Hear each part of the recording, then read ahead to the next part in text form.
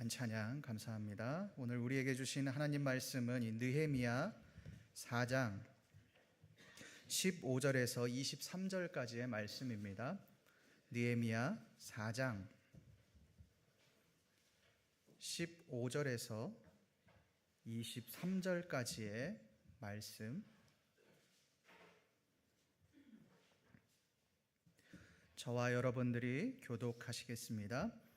우리의 대적이 우리가 그들의 의도를 눈치챘다 함을 들으니라. 하나님이 그들의 꾀를 패하셨으므로 우리가 다 성에 돌아와서 각각 일하였는데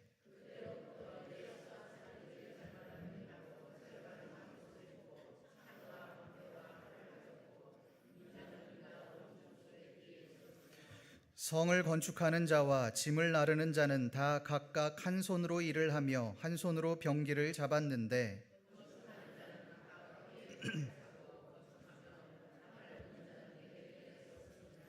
내가 귀족들과 민장들과 남은 백성에게 이르기를 이 공사는 크고 넓음으로 우리가 성에서 떨어져 거리가 먼즉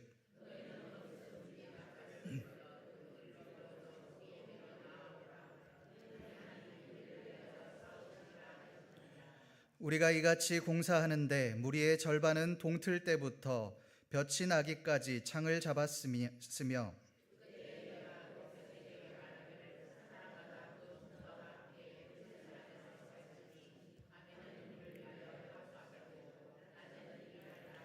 함께 읽습니다. 나나 내 형제들이나 종자들이나 나를 따라 파수하는 사람들이나 우리가 다 우리의 옷을 벗지 아니하였으므로 물을 기르러 갈 때에도 각각 병기를 잡았느니라. 아멘. 여러분, 이 현대인들에게 있어서 많은 병들이 있지만 가장 큰 질병을 꼽으라고 하면 아마도 정신 건강의 질병 또 문제들을 손으로 꼽을 것입니다. 2022년 보건복지부 조사에 따르면 최근 1년간 일상생활에 지장이 있을 정도로 슬프거나 절망감을 느낀 그 사람의 비율이 11.3%, 또 살면서 우울장애, 불안장애, 또 알코올 중독 등 정신장애를 한 번 이상 경험한 비율은 무려 27.8%에 달했습니다. 여러분이 엄청난 수치입니다. 약 3명 중에 1명이 정신질환을 경험한 일이 있다라고 하는 겁니다. 그만큼 이 정신건강의 문제는 우리 가까이에 있습니다. 정신질환에 걸리면 가장 크게 다가오는 정서적 증상 중에 하나가 바로 두려움입니다. 다른 사람들을 만나는 것에 대한 두려움, 또 사회적인 두려움, 관계적인 두려움이 다른 사람들에게 나아가지 못하게 하고 사회적으로 고립을 만드는 것입니다. 이 고대 로마의 시인이었던 루크레티우스는 만물의 두려움에 대하여라는 시에서 인간의 두려움을 이렇게 표현합니다. 그러나 보다 강한 충격에 정신이 동요되면 온 영혼이 일시에 고통에 휩싸이고 땀과 창백함이 신체 곳곳으로 번져 혀가 굳어지고 목소리가 나오지 않고 귀가 울리고 동공은 뿌옇게 흐려지고 관절의 힘이 풀리나니 인간이 마음의 공포로 급사하는구나. 인간에게 강한 충격 또 두려움이 오면 영혼이 고통에 휩싸이고 혀가 굳어지고 관절에 힘이 풀리고 결국 공포로 죽게 된다라는 것입니다. 두려움이 얼마나 인간을 무너뜨리는지를 여실히 보여주는 그런 시입니다. 오늘 말씀에도 보면 이러한 두려움에 처한 사람들이 나옵니다. 그 사람은 바로 이스라엘 백성들이었습니다. 이 산발락과 도비아는 이스라엘 백성들에게 두려움과 공포를 주었습니다. 그들이 건축하는 돌 성벽은 여우가 올라가도 곧 무너질 것이다, 그렇게 말하며 이스라엘 백성들을 비웃었습니다. 아라비아 사람들과 암몬 사람들과 아스돗 사람들을 모아 이스라엘을 쳐들어가려고 이스라엘 백성들에게 위협을 가했습니다. 이러한 위협에 이스라엘 백성들이 어떻게 반응합니까? 우리 느헤미야 4장 10절의 말씀을 함께 읽어보겠습니다. 시작.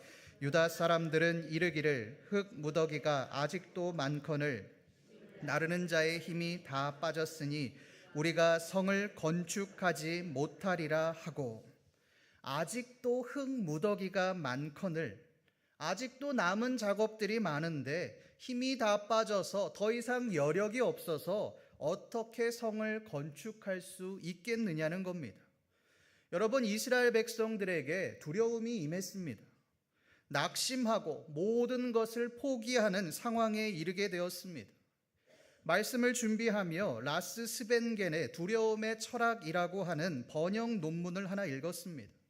이 논문에서 두려움이 나타나는 사람의 반응에 대해서 이야기를 하는데, 인간은 두려움이 오면 호흡과 맥박이 빨라지고 또 몸을 떨게 된다라고 이 논문에서 이야기합니다. 그리고 모든 움직임이 얼어붙게 됩니다. 이것은 인간의 정서 중추 신경인 편도핵에 자극이 오게 되기 때문이라고 말을 하는데, 이 편도핵은 신호가 워낙 빨리 전송되어지기 때문에 인간의 이성이 개입할 시간조차 주지 않고 인간을 제압한다라고 그렇게 말을 합니다.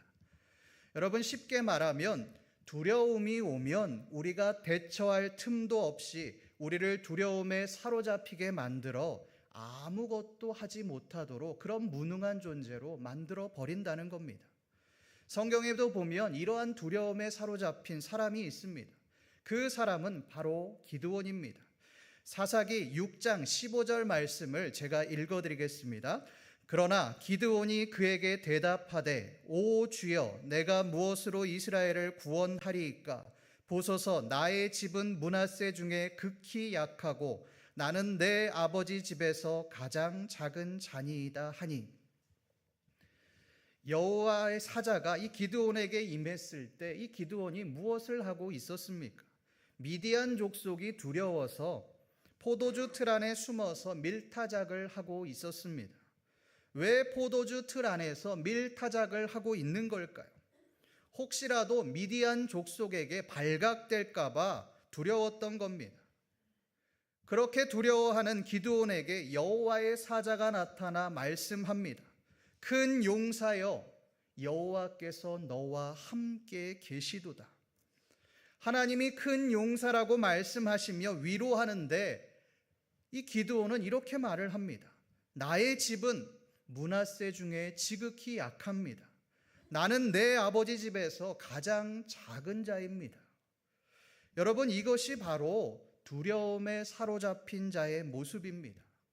하나님이 위로하시고 하나님이 함께 하시지만 그 위로가 들리지 않습니다. 하나님이 함께 하시지만 하나님의 임재가 느껴지지 않습니다. 왜요? 두려움이 임했기 때문에 그렇습니다. 마찬가지로 이 두려움에 사로잡혀 모든 것을 포기하려고 했던 그 이스라엘을 향하여 느헤미야가 어떻게 합니까? 우리 오늘 말씀 16절 말씀을 함께 읽어보겠습니다. 시작. 그때로부터 절반은 일하고 절반은 갑옷을 입고 창과 방패와 활을 가졌고 민장은 유다 온 족속의 뒤에 있었으며, 절반은 일하고 절반은 갑옷을 입고, 이 느헤미야는 이스라엘 백성들을 반으로 나눴습니다. 그리하여 이 반은 성벽 재건하는 일을 하고 또 반은 갑옷을 입고 전쟁에 임할 준비를 했습니다. 이 17절 말씀을 보십시오. 성을 건축하는 자와 짐을 나르는 자가 한 손으로는 일을 하며 또 한 손으로는 병기를 잡았다라고 그렇게 말을 합니다. 그런데 여러분, 여기에서 우리는 한 가지 의문이 듭니다.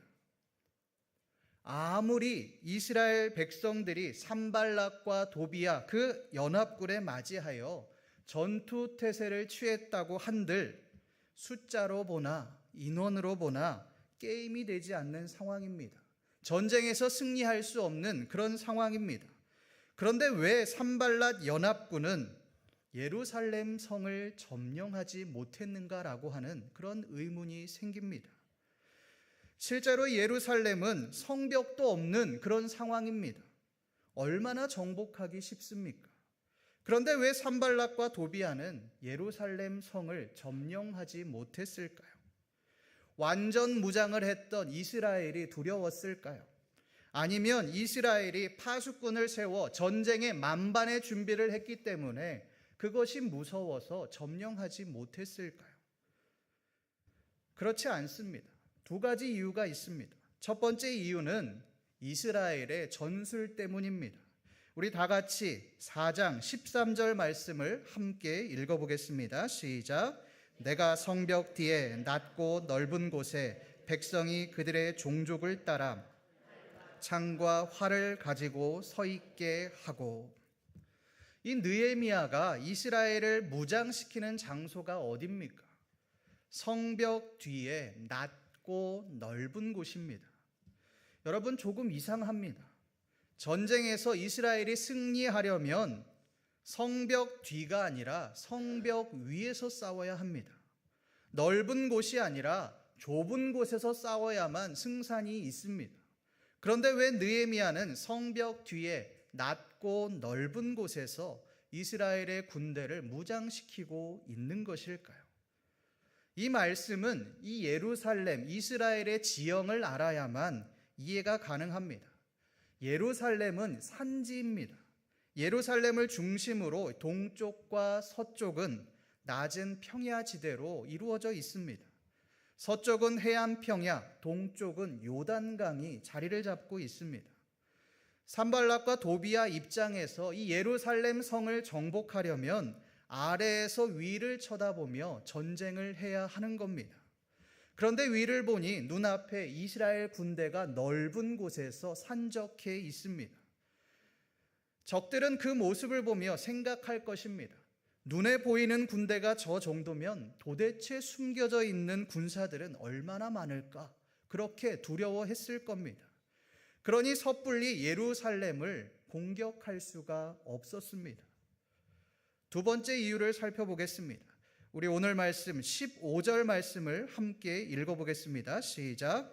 우리의 대적이 우리가 그들의 의도를 눈치챘다 함을 들으니라. 하나님이 그들의 꾀를 패하셨으므로 다 성에 돌아와서 각각 일하였는데, 하나님이 그들의 꾀를 패하셨으므로, 느헤미야는 하나님께서 이 산발락과 도비아의 꾀를 패하셨다는 것을 알고 있었습니다. 그러니 전술적인 것에 대한 자신감을 넘어 두려워하지 않을 수 있었던 것입니다. 여러분, 상황을 보면 절대 이 느헤미야가 당당할 수가 없습니다. 승산이 없는 전쟁입니다. 이길 수 없는 그런 게임이 안 되는 그런 싸움입니다. 그러나 이 느헤미야는 하나님이 이스라엘과 함께 하신다는 것을 알고 있었습니다. 하나님이 우리와 함께 하시니 두려움이 사라졌습니다.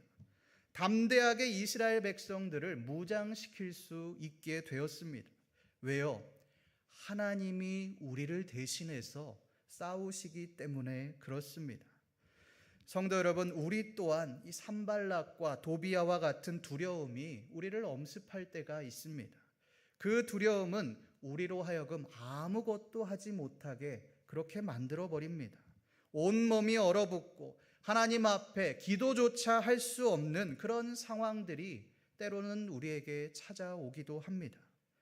여러분, 그때 우리는 어떻게 해야 합니까? 하나님이 우리와 함께 한다는 사실을 기억해야 합니다. 우리의 힘으로는 이길 수 없지만 하나님이 함께 하면 이길 수 있습니다.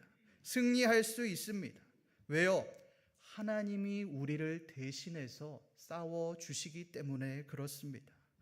여러분, 우리를 향하여 두려움을 주는 산발락과 도비아 앞에, 우리를 두렵게 하는 그 문제 앞에서 지극히 두려우신 하나님을 먼저 기억하십시오. 하나님이 우리와 함께 하신다는 것을 기억하십시오. 그때 우리 가운데 두려움이 사라지게 될 것입니다. 느헤미야와 같이 하나님이 우리와 함께 하심을 기억하며 두려움을 이겨내시고 승리하는 삶을 살아가시는 저와 여러분들 되시기를 간절히 소망합니다. 두 번째, 이 느헤미야가 이스라엘 백성들을 향하여 무엇을 합니까? 우리 오늘 말씀 20절 말씀을 함께 읽어보겠습니다. 시작. 너희는 어디서든지 듣거든 그리로 모여서 우리에게로 나아오라. 우리 하나님이 우리를 위하여 싸우시리라 하였느니라. 너희는 어디서든지 나팔 소리를 듣거든. 이 느헤미야는 나팔수를 배치합니다.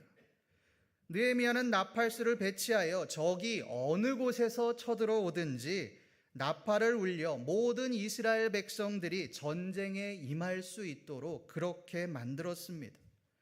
고대 역사가 요세푸스는 느헤미야가 이 나팔수들을 약 150m 간격으로 배치했다라고 그렇게 주장합니다. 여러분, 이 느헤미야가 왜 이렇게 했을까요? 두 가지 이유가 있습니다. 첫 번째, 이스라엘 백성들이 어디에서든지 나팔 소리를 듣기 위해서였습니다.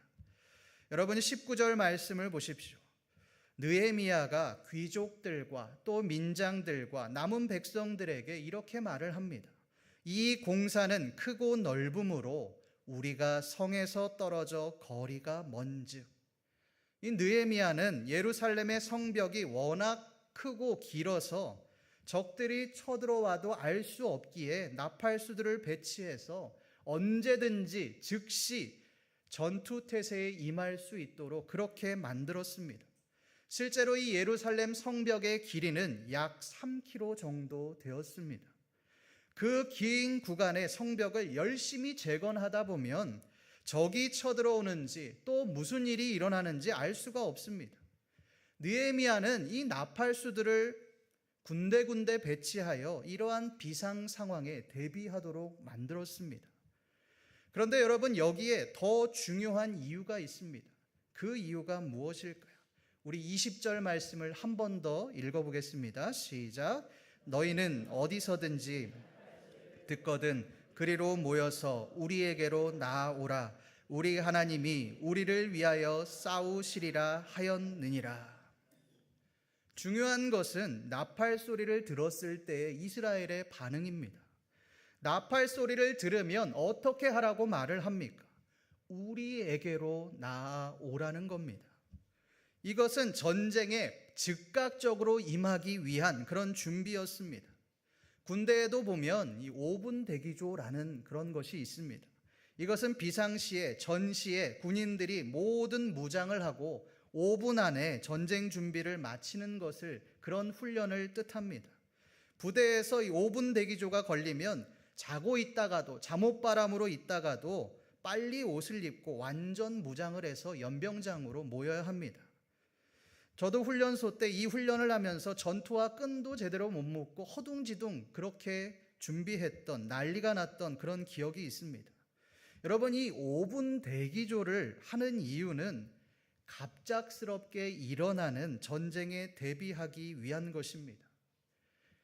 느헤미야는 산발락과 도비아의 갑작스러운 공격에 대비하기 위해 5분 대기조를 발동시켰습니다. 그것은 나팔입니다. 그런데 여러분, 20절 하반절 말씀에 보면 이렇게 말을 합니다. 하나님이 우리를 위하여 싸우시리라. 여러분, 이 5분 대기조를 하는 이유가 무엇입니까? 이스라엘 백성들을 위해 하는 겁니다. 5분 대기조를 하는 사람들은 하나님이 아닙니다. 이스라엘 백성들입니다. 잠도 못 자가며 한 손에는 쟁기를, 한 손에는 무기를 들고 완전 무장을 하고 있는 사람들은 이스라엘 백성들입니다. 그러면 이스라엘이 준비를 잘해서, 전쟁에 대비를 잘해서 산발락과 도비아가 두려워했다, 공격하지 못했다, 이렇게 말을 해야죠. 그런데 왜 하나님이 우리를 위해서 싸운다라고 그렇게 말을 하는 것일까요? 간단합니다. 이 전쟁의 주권이 하나님께 있다라고 하는 것을 말하고 있는 겁니다. 물론 이스라엘이 느헤미야의 명령에 따라서 이 전쟁의 준비를, 만반의 준비를 다 했습니다. 산발락과 도비아 연합군이 쳐들어오지 못하도록 군사를 배치했습니다. 절반은 일을 하고 절반은 완전 무장을 했습니다. 성을 건축하는 자들은 한 손에는 칼을 차고 한 손에는 일을 했습니다. 잠도 자지 못하며 교대로 일과 또 산발락과 도비아가 쳐들어오는지 아닌지 그것을 알아보는 요새에서 다 경비를 섰습니다. 그러나 성경은 이스라엘이 준비를 잘했다라고 그렇게 말하지 않습니다. 14절 말씀을 보십시오. 너희는 산발락과 도비아를 두려워하지 말고 하나님을 두려워해라 라고 그렇게 말을 합니다. 15절에도 느헤미야가 산발락과 도비아의 꾀를 패하였다라고 그렇게 말을 합니다. 결정적으로 20절 말씀에 보면 이스라엘이 그들과 싸운다라고 말하지 않습니다. 하나님이 우리를 위해서 싸운다라고 그렇게 말씀합니다. 여러분, 이 말이 무슨 말입니까? 이스라엘이 전쟁에 대한 준비는 하지만, 대비는 하지만 실제로 승리를 가져다 주는 분은 하나님이라는 것을 말씀하고 있는 겁니다. 사무엘상 17장에서 다윗은 골리앗을 향하여 나아갈 때 이렇게 말을 합니다. 너는 칼과 창과 단창으로 내게 나아오거니와 나는 만군의 여호와의 이름 곧 내가 모욕하는 이스라엘 군대의 하나님의 이름으로 내게 나아가노라. 이 말은 전쟁의 승리가 하나님께 달려 있다는 것을 말씀하는 겁니다. 성도 여러분, 우리는 산발락과 도비아와 같은 그 사탄의 영적인 전쟁 속에서 살아가고 있습니다. 사탄은 끊임없이 우리를 무너뜨립니다. 그럴 때마다 우리는 생각합니다. 예수 믿는다고 하면서 왜 내 인생은 이 모양 이 꼴인가? 왜 나는 신앙생활을 이렇게 열심히 하고 하나님 앞에 헌신도 많이 하고 봉사도 열심히 하는데 왜 나의 삶은 피폐하고 궁핍하고 어려움을 당하는가? 이런 생각들로 좌절하고 절망합니다. 늘 자신감이 없고 두려워합니다. 사람들에게 내 자신을 보이지 않으려고 그렇게 아둥바둥합니다. 다른 사람들의 시선을 두려워합니다. 여러분, 두려워하지 마십시오. 하나님이 우리를 대신해서 싸워주십니다. 하나님이 우리를 대신해서 함께 하십니다.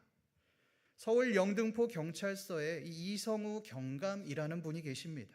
이분은 32년 차 경찰관입니다.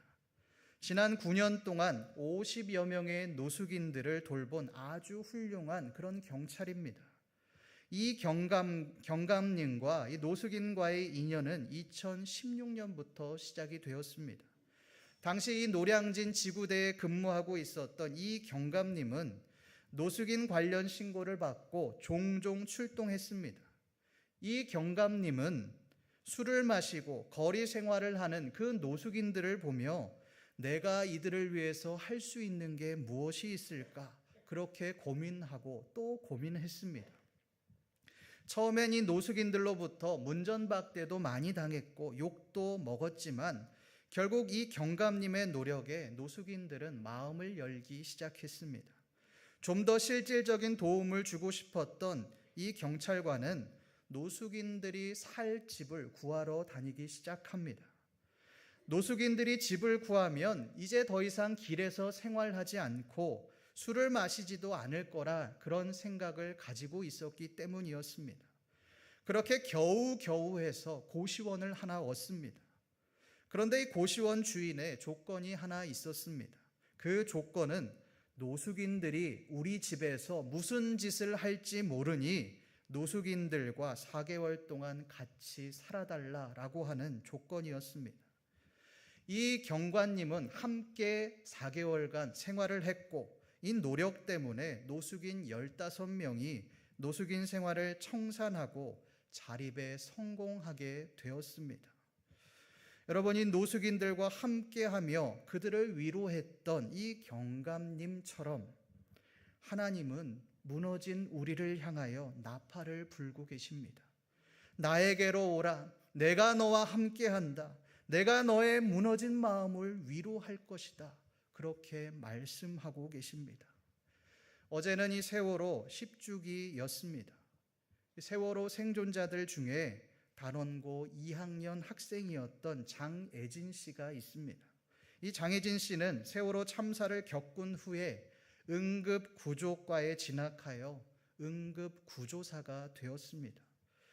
응급구조사로 일할 때마다 먼저 세상을 떠난 친구들에게 미안하고 또 환자들이나 보호자들에게 미안하다는 생각이 들어 나는 죽음에 무뎌지지 않고 자신의 일에 최선을 다하겠다라고 하는 그 인터뷰를 제가 보았습니다. 그런 장혜진 씨가 이태원 참사 생존자와 유가족들에게 한 말씀 해달라라고 하는 그 인터뷰를 듣자 이렇게 말을 합니다. 죄책감을 갖지 마십시오. 당신의 잘못이 아닙니다. 놀러 갔다가 죽은 것 아닙니다. 사람들이 그만해라는 말은 하지 말고 유가족들의 슬픔을 애도할 시간을 기다려주고 같이 슬퍼하기라도 해 주었으면 좋겠습니다. 성도 여러분, 이태원 희생자들에게 이 장혜진 씨의 이 말은 얼마나 큰 힘이 되겠습니까? 가장 소중한 가족을 잃고 두려움 속에서 아무런 희망이 없는 삶을 살아가는 그 유가족들에게 이 한마디는 얼마나 큰 위로가 되겠습니까? 성도 여러분, 하나님은 우리에게 나팔을 불어 우리를 살리셨습니다. 수많은 대적들로부터 우리를 구원하셨습니다. 그러면 우리도 이 구원의 나팔을 연약한 자들을 위해서 불어야 하는 것입니다. 세상의 방식대로 약자를 찍어 누르고 지배하는 삶이 아니라 사랑하며 섬기는 삶을 살아가야 하는 것입니다. 그런데 왜 우리는 군림하려고 합니까? 우리는 왜 약자들을 짓밟고 올라서려고 합니까? 하나님께서 우리를 살리기 위해 나팔을 부셨듯이 우리 또한 생명을 살리고 연약한 자들에게 나팔을 불고 그들을 살리는 대로 나오게 만드는 신림교회 모든 성도님들 되시기를 간절히 소망합니다. 기도하겠습니다. 하나님 아버지, 이스라엘 백성들과 함께 하시는 그들을 살리기 위해 나팔을 부시는 하나님의 사랑을 바라봅니다.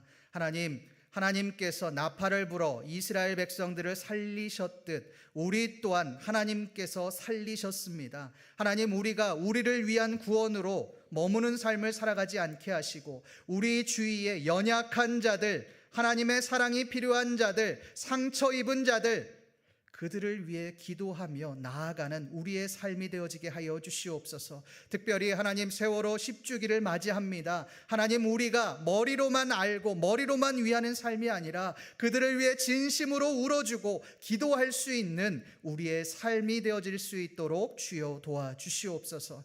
감사드리며 살아계신 우리 주 예수 그리스도의 이름으로 기도드립니다. 아멘.